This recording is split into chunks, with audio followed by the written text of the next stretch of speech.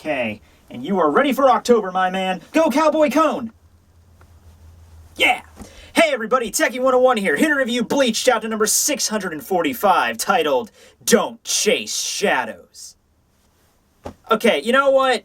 You don't tell me what to do, Kubo, alright? I have had a freaking issue with my shadow for the past 3 years on this show, and you know what? You don't tell me to chase him is just like saying don't pursue your goals and ambitions. I am tired of that smarky son of a bitch always looking up at me. Oh, look, like, right, he's doing it right now, he's doing it right now! Duh. Okay, you freaking achromatic, transparent motherfucker, bring it on! I am totally chasing you now!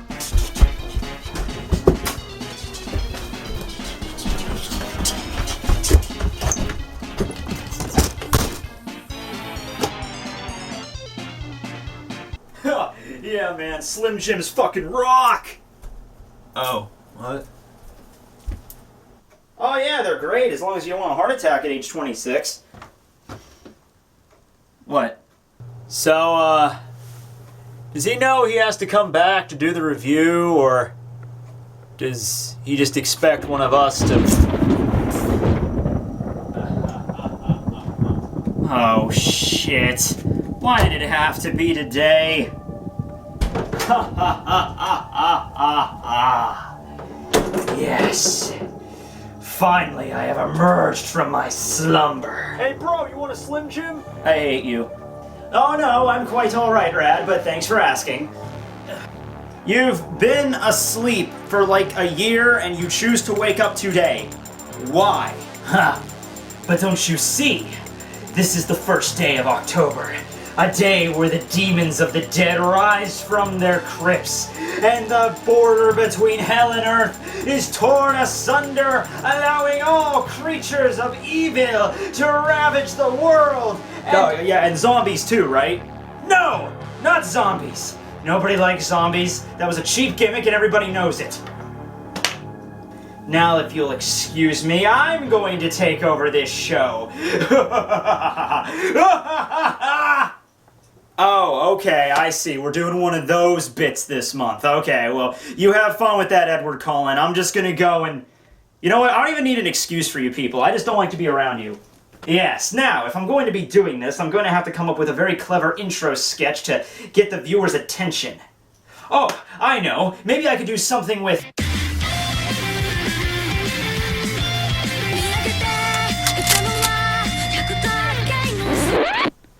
Yeah. So, in case you didn't figure it out, that was the intro sketch. So, you know, in case you're new to the channel or something, yeah. Oh, hey, look, it's Giant Me! Rock on, Giant Me! Yeah!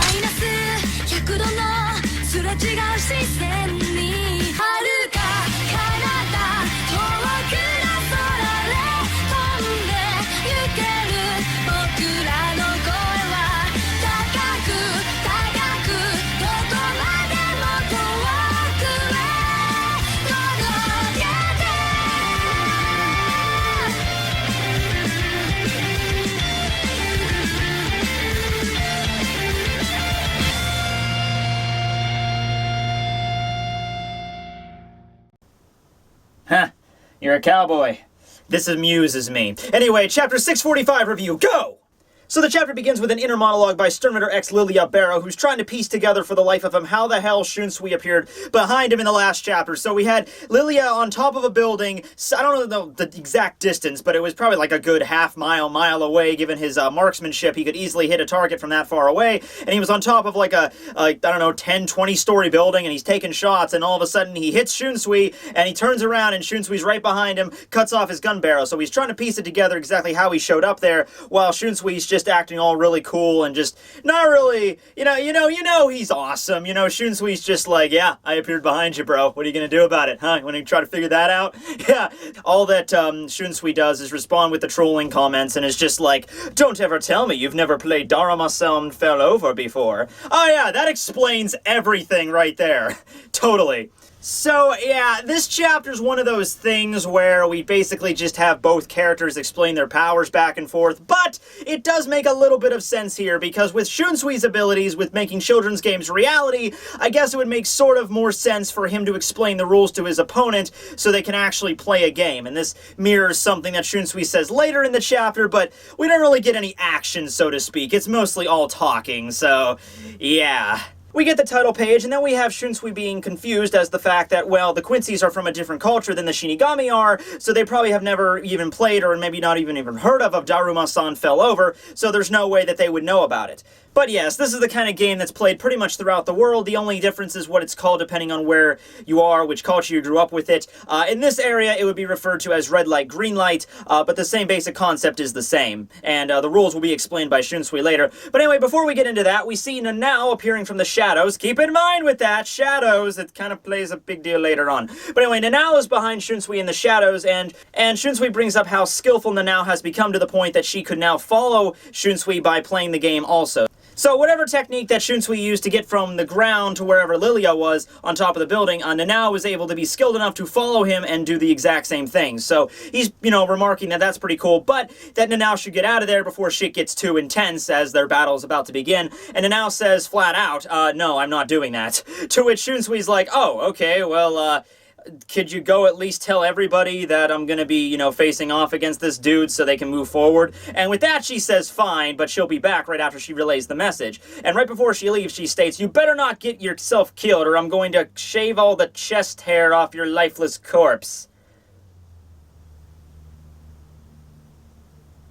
Okay. Oh, that's cruel. We're talking about my defining characteristic. Really? That's your defining characteristic? The open chest hair? You're one of the most uniquely drawn characters in the entire series, but the thing that makes you really stand out is you got your chest hair going on. It's not the casa hat or the kimono or the hairpins or your hair in general or the mustache goatee you got going on or the eye patch. Well, it's definitely not the eye patch because that changes places every single time you appear in a different panel. But, you're really going with the open chest hair? That's your defining characteristic? You have two swords, which is in itself a very unique thing in the Bleach series.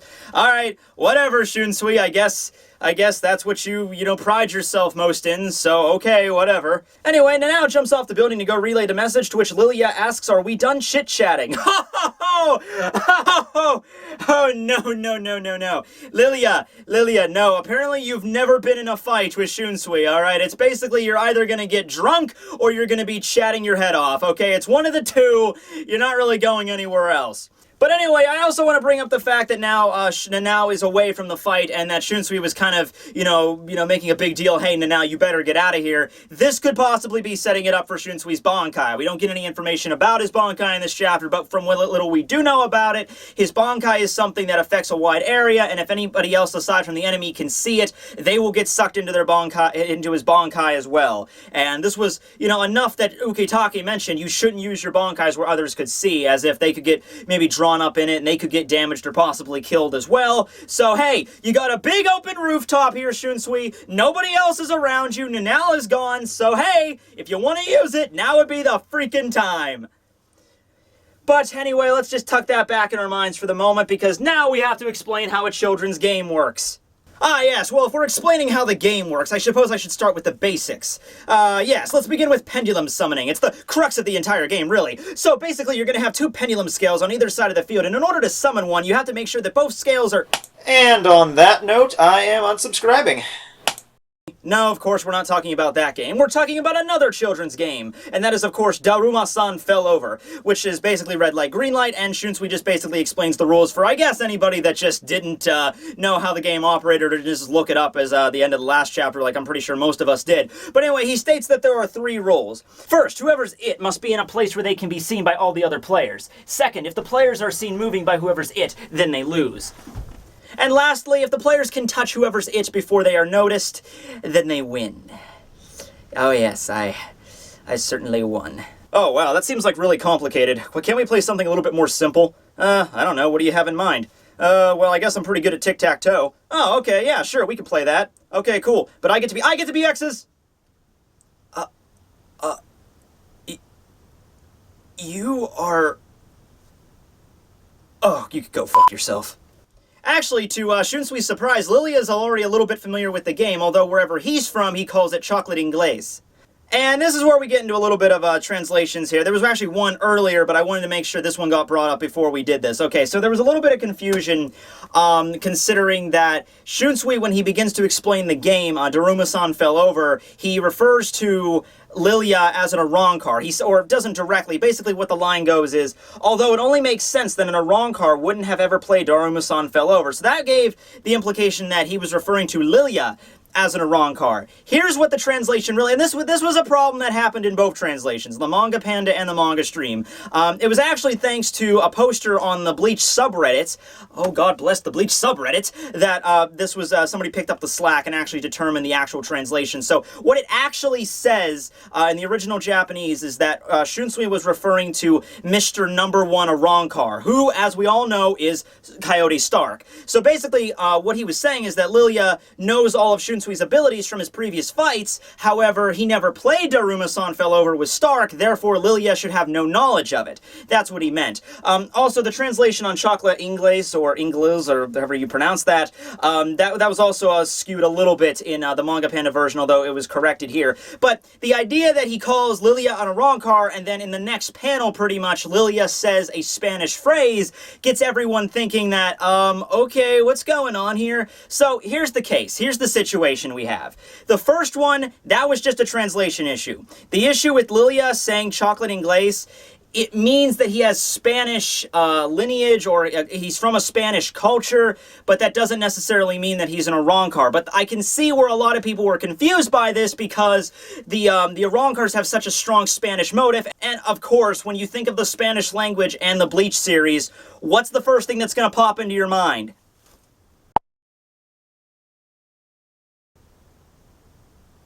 Oh. Oh, wow. Geez, you guys have problems. I mean, that's just stereotypes right there. You just, no, for shame, really. Ew. But, yeah, so that's basically where it accounts from. Remember, all the Quincy's were originally human, so they have their own backgrounds, and Lilia is just from a Spanish or Latino background.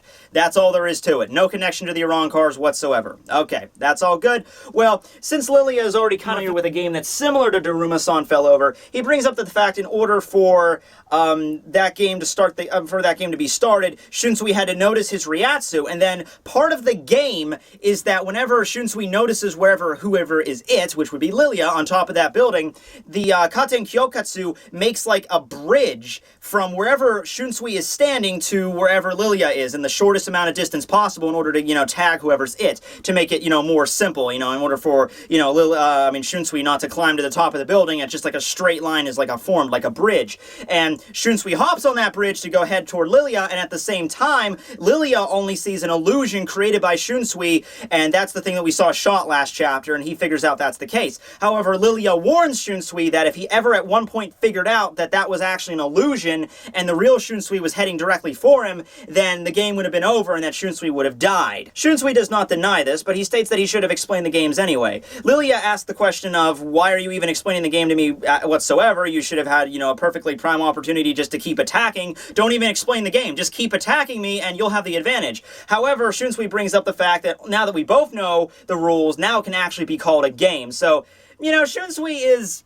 I really liked his character whenever he just stabbed Stark in the back, whenever Love and Rose was fighting Stark, and then after Shunsui stabbed in the back with Kageoni, Love had to be all freaking high and mighty and be like, you shouldn't really be breaking in on other people's fights, that's going against honor, the code of the warrior and shit like that. That's really kind of a scumfuck thing to do. And Shunsui's like, dude, this is a war! I'm gonna take any basic attack I can get, And that, I didn't exactly phrase it like that, but that was basically the idea. Like, shut up, Love. Just freaking, these are the enemies. You take whatever shot you can get. I don't care if it's fair. Bow, wow, wow, boo-hoo. You can cry about it after the battle. What's more important is that we win right now. And that was something I really loved about Shunsui's character. That was like the high moment for him, for me anyway. And now we have Shunsui being like, oh, now it's time to fight fair. I'm like, I don't know. Shunsui brings up the one flaw with Lille's explanation, and he states that the thing that he saw, the thing that he shot, and we saw, the blood coming out of Shunsui's illusion, illusion. That wasn't actually an illusion in the sense that it was like cast by Katen Kyokatsu. What all that was just a massive Ryatsu that Shunsui collected together to make the shape of him, because he goes on to explain, and this gives us a little bit of introspection on exactly how sensing Ryatsu works. See, on spiritually aware beings that, you know, are like on Shinigami and Quincy, they're on the level that they can sense Ryatsu, like power sensing. He states that you are using your eyes and your Ryatsu sense in order to determine a person's, you know, existence or where they're at. And you use both of these subconsciously. And this actually calls back to one moment back in the Fullbringer arc. Remember when Ginjo was training with Ichigo, and in order for Ginjo to make Ichigo more sense his Ryatsu or get to grips with regaining his power, Ginjo slashed out Ichigo's eyes. And then he had the image of seeing Ginjo with his Ryatsu sense. So that's kind of going back to what that is, but you're subconsciously using both if you're, you know, if you're a spiritually aware being like a Shinigami.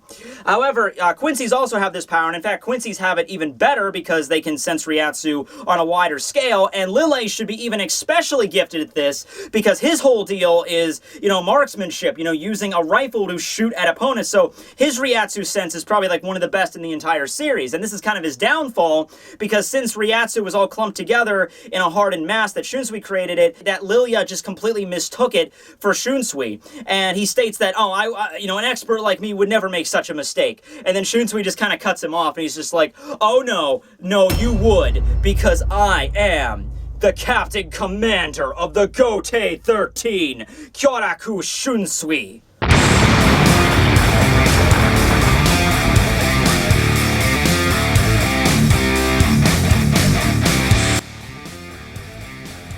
Oh my... Fuck, that was awesome!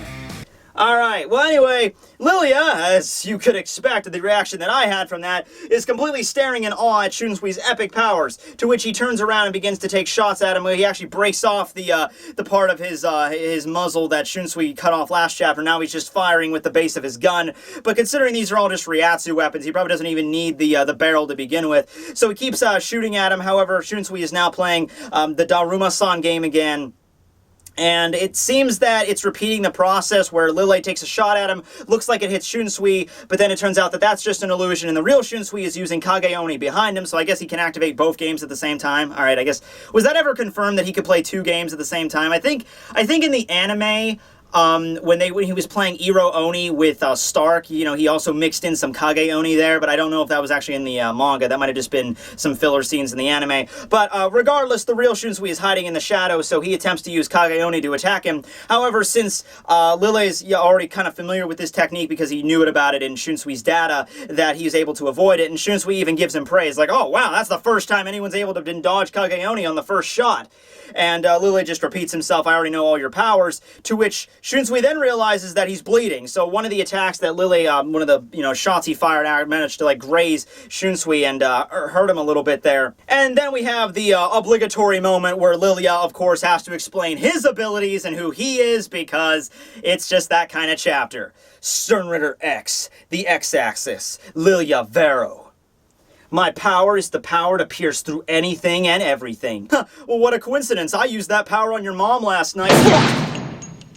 So Lille shoots him again directly in the chest, but of course, considering that it's been done about 4 times in this chapter and last chapter alone, you can tell it doesn't really work out. You seem quite fond of shadows, no? So then we have a shadowed Shunsui appear behind him, and it looks like a shadow at first, but then it begins to take the form of Shunsui, stating this is a new game called Kagyo Kuri, which the shadow actually becomes a physical being. So basically how this game works is you take a shadow of yourself, and it's supposed to be like on a flat surface outside that's supposed to be very bright, like a white, you know, sidewalk or driveway or something, and if you look at your shadow long enough, and then you look up at the blank sky, you're supposed to see an outline of your shadow in the sky. And once again, Shunsui's playing on the weakness that since Lille's Ryatsu sense is just so damn keen and heightened that even seeing a shadow such as his would appear to be, you know, solid form Shunsui. That's why he can't really focus on seeing all the shots there. So I don't really know how Lille's gonna get around this, because it's his Ryatsu sense that's really fucking with him, and now Shunsui knows this. So I don't know if he's gonna do something to suppress his Ryatsu sense, or maybe he's gonna open his other eye and then fight with his eyes. You know, I don't really know how this is gonna go about it. But anyway, Shunsui just states that since I've already gotten a hold of your hand, we might as well play until one of us drops dead, referring to the act that, once a child starts, once a child starts asking you to play with them and you start, you're going to be stuck that way forever, especially if you're in the Catholic Church. But anyway, that's enough of that. I'm such a dick. Actually, I'm a vampire!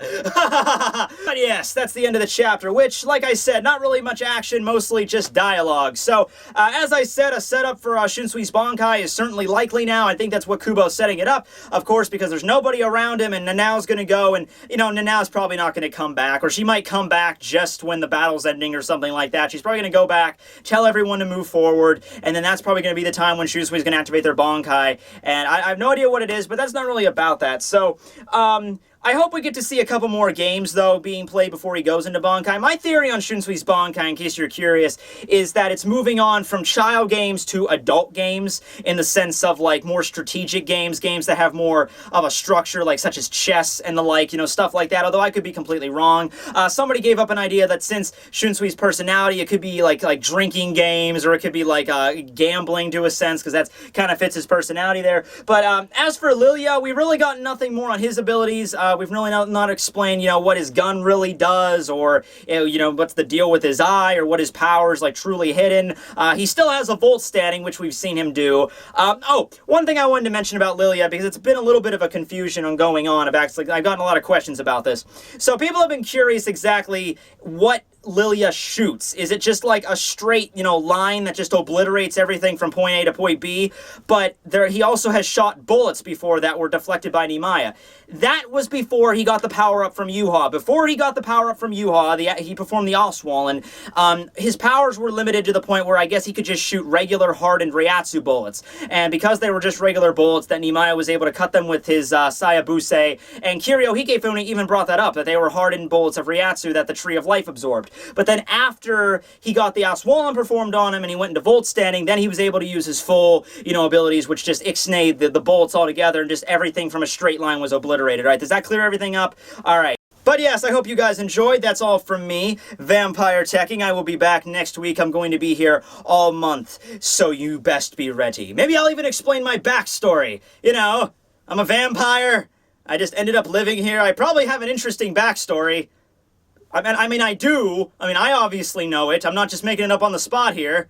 Alright, so, was I a pirate, or... No, that's stupid. Who ever heard of a vampire pirate? Maybe I was in England. Yeah, let's go with that.